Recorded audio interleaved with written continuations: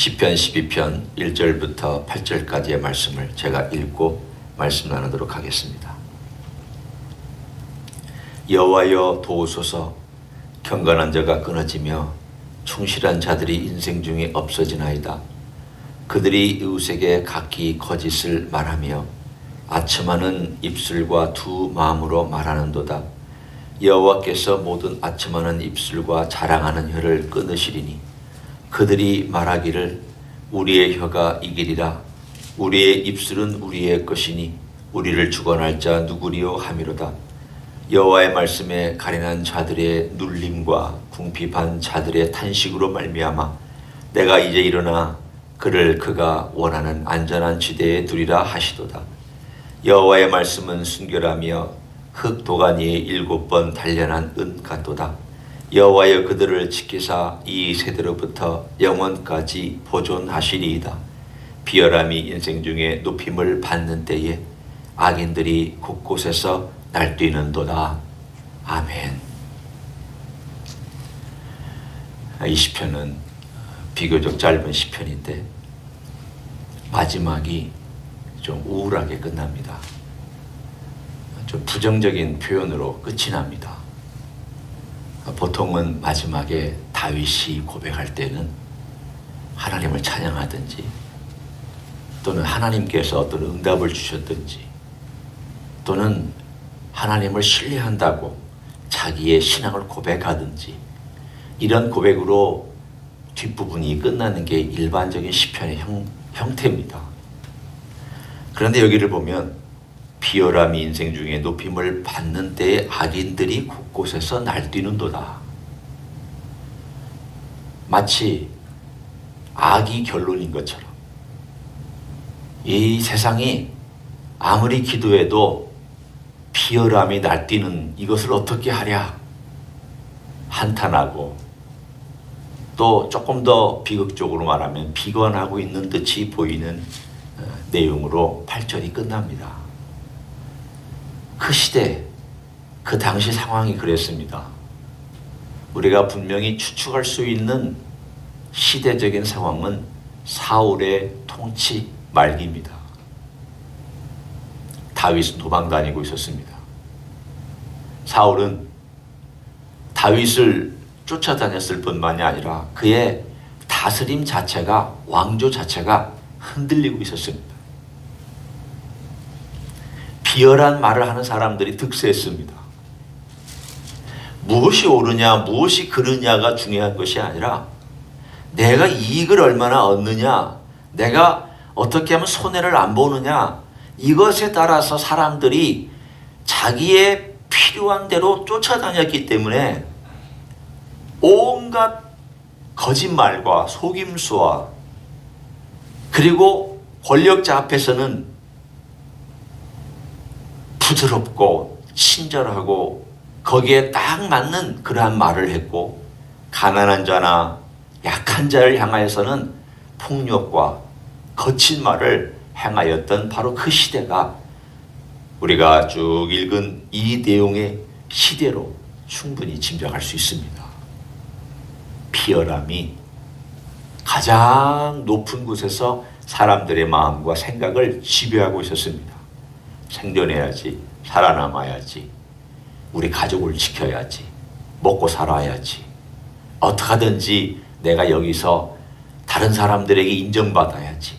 이러한 것들이 그들의 마음 가운데 가득 차 있었기 때문에 하나님 말씀은 거리가 멀었습니다.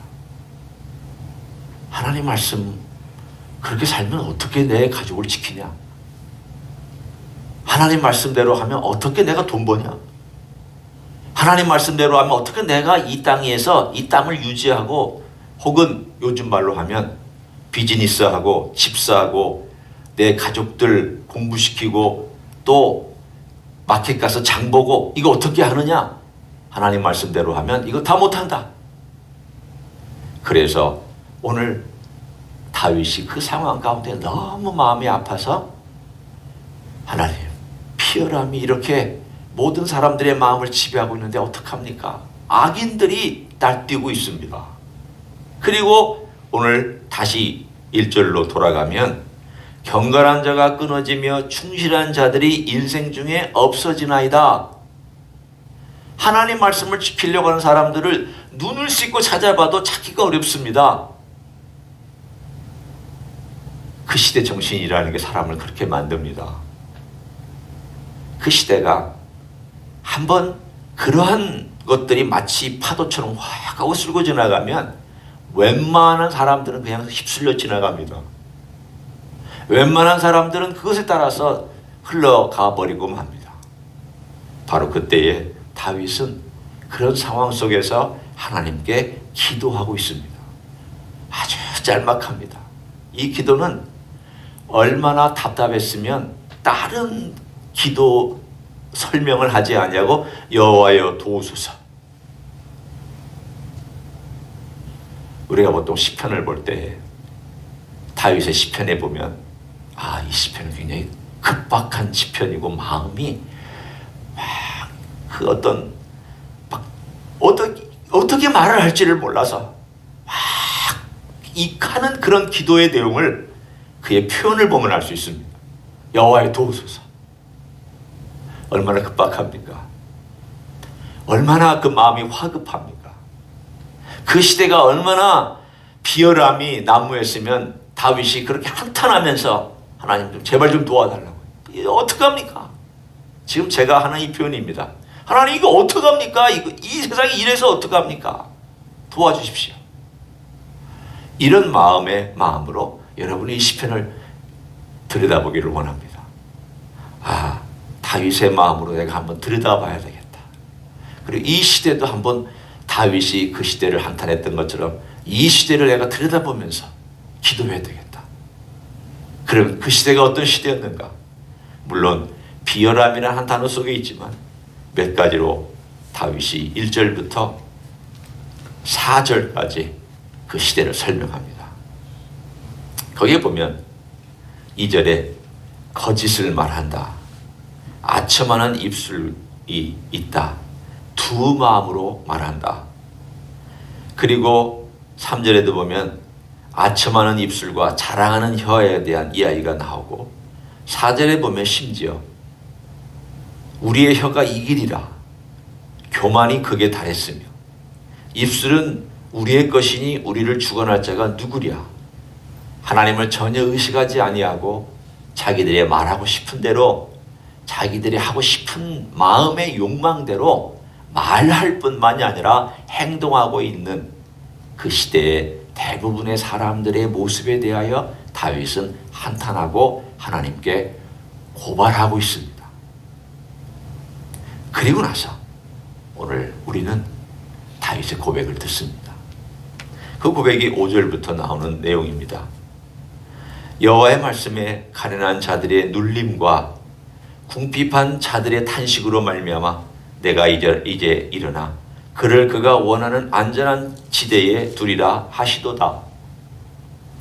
하나님의 말씀의 약속을 그는 들었든지 혹은 그 말씀을 그가 어떻게 과거로부터 있었던 말씀을 상기했든지 기억했든지 하나님께서 그의 마음에 주신 감동이었습니다.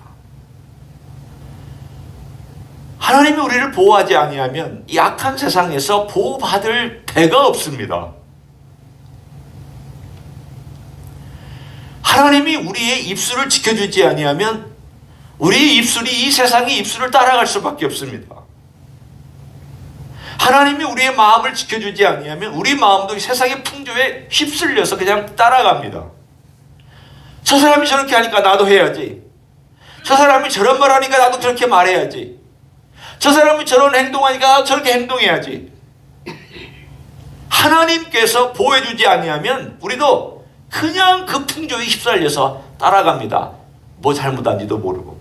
아니 잘못한 걸 알면서도 따라가고. 이게 잘못됐다는 걸 알면서도 어쩔 수 없어. 어쩔 수 없어. 세상이 그래. 세상 사람들이 그래. 나도 그렇게 살 수밖에 없어. 어떻게 도와줍니까? 하나님이 도와주지 아니하면 절대 이 세상의 풍조 이기지 못합니다. 첫 번째입니다. 첫째는 하나님께서 도우셔야만 합니다.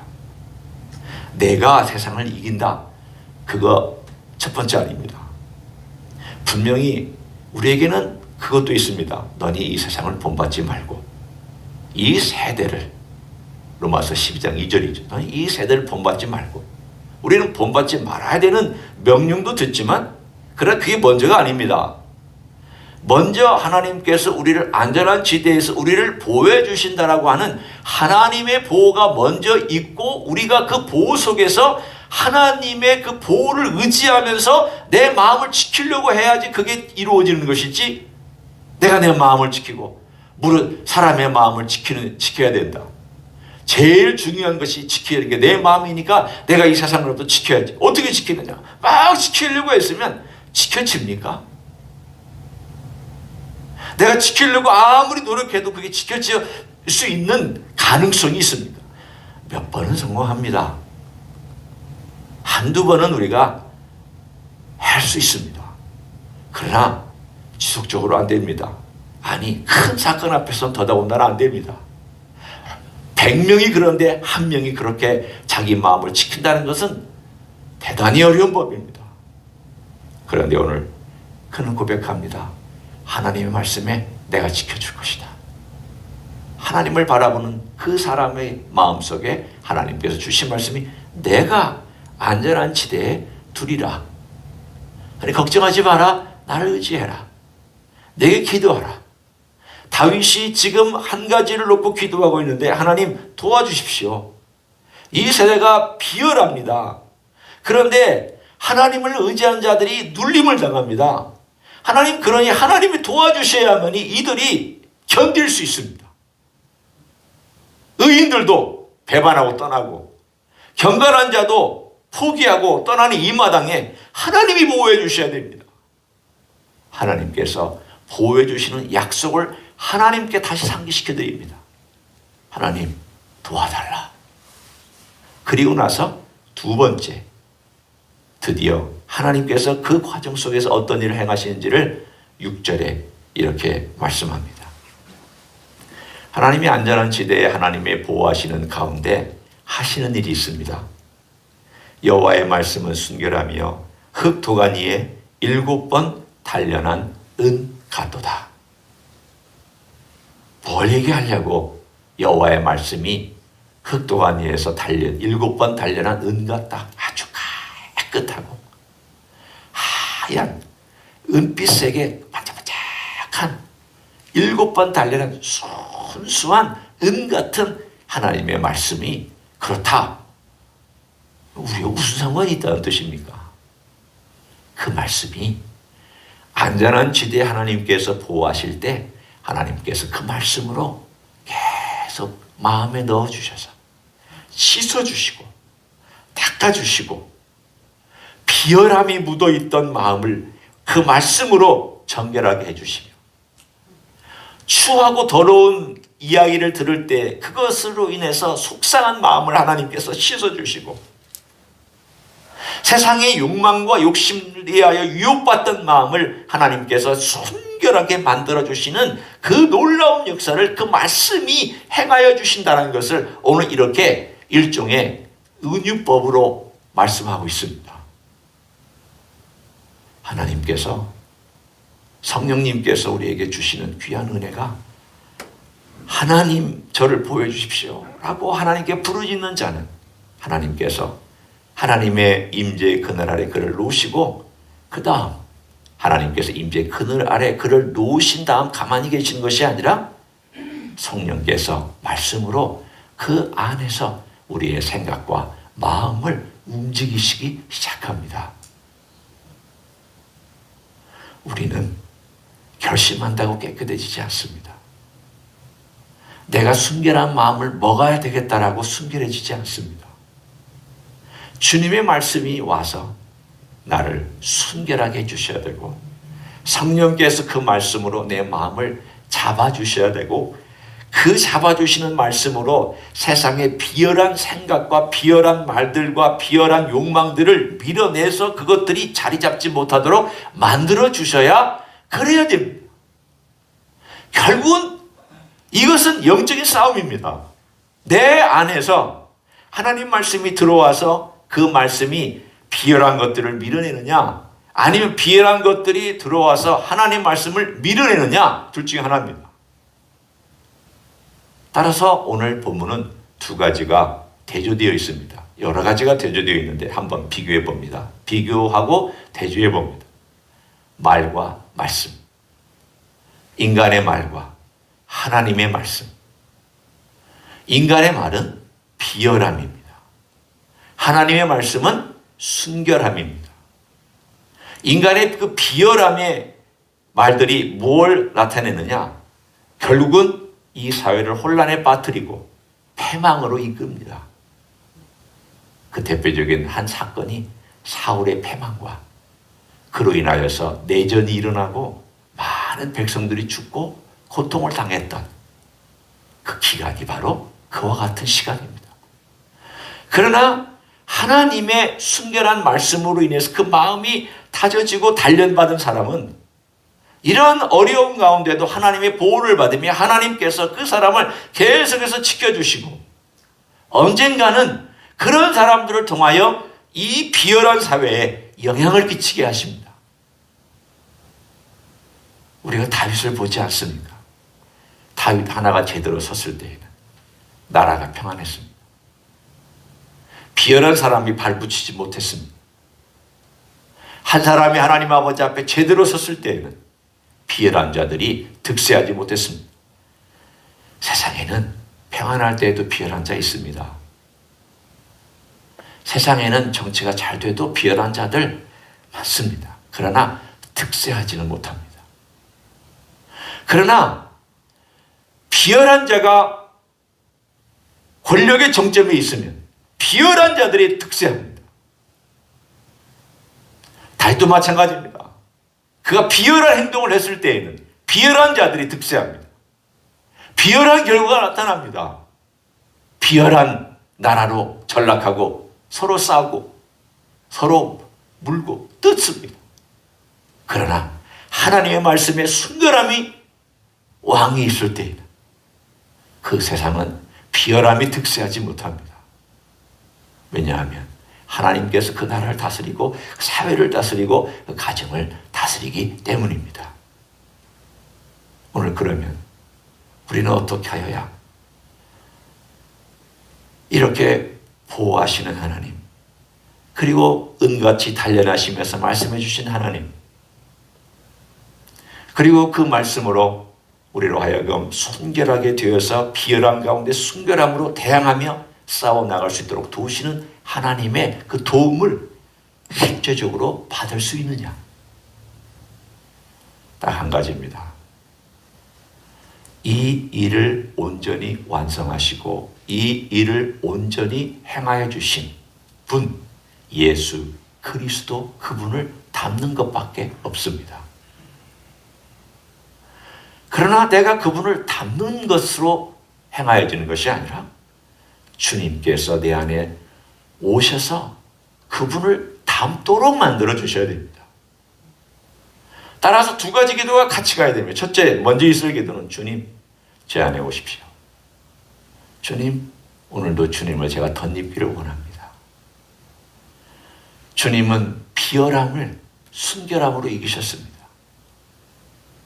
주님은 험담하고 조롱하고 시기하고 침뱉는 군중들 앞에 똑같이 행하지 아니하고 용서해 주시고 그들을 불쌍히 여기셨던 주님의 그 순결함, 그 마음을 제가 본받기를 원하는데 저는 안 되오니 주여 제 안에 그 마음을 주십시오.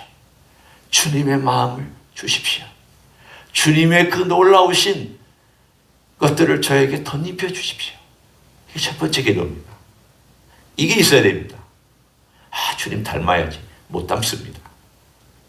두 번째는 주님이 내 안에 그것을 덧입혀 주실 때에 나는 그걸 가지고 이제 행동하는 겁니다. 주님, 제가 주님을 닮기 원합니다. 이것을 삶 가운데서 단련시키기 원합니다. 은이 순결하게 단련되듯이 저도 주님께서 행하신 그 말씀을 생각하고 주님의 성품, 성경에 나오는 그 주님의 성품을 제가 생각하고 기도하면서 주님께 달라고 기도하면서 제가 그것을 단련하며 훈련하기를 원합니다. 주님 도와주십시오. 그리고 또한 마지막으로 하나 더 추가한다면 주님, 제가 이렇게 단련된 삶으로 제가 끼칠 수 있는 영향력이 있다면 끼칠 수 있게 도와주십시오. 오늘 이 시대는 비열합니다. 비루합니다. 욕과 거짓과 술수가 난무합니다. 온 세상이 그런 것들로 가득 차 있습니다. 그러나 우리는